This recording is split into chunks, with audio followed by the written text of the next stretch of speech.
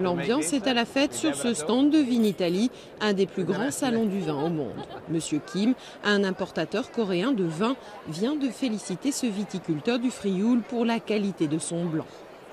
En Asie, les vins italiens commencent à devenir à la mode. Un bon rapport qualité-prix, un large choix.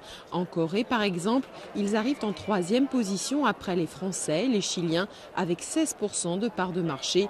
Et ils pourraient à l'avenir détrôner leurs concurrents. On compte désormais plus de 700 restaurants italiens en Corée. Donc automatiquement, la demande pour les vins italiens va augmenter. Même si le marché nord-américain, l'Allemagne ou encore les pays du nord de l'Europe restent les plus gros clients de l'Italie, l'Asie est devenue le nouvel Eldorado des exportateurs de vin. Dans le passé, les consommateurs chinois préféraient les alcools forts, mais ils ont été de plus en plus sensibilisés aux questions de santé publique, sans parler du niveau de vie qui a fortement augmenté. Donc ils ont tendance aujourd'hui à préférer le vin.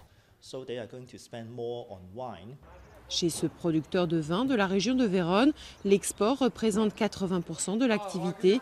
Pour le moment, l'Asie, elle, ne totalise que 8% de ses ventes à l'étranger. Il y a d'autres pays comme la France par exemple qui ont colonisé l'Asie bien avant nous. Donc il va falloir que nous fassions un vrai travail d'éducation auprès de ces consommateurs. La conquête de l'Asie, une tâche qui s'annonce sans doute un peu plus difficile qu'aux États-Unis par exemple, où les vins de la botte ont réussi à s'imposer grâce à la puissante communauté italienne installée outre-Atlantique.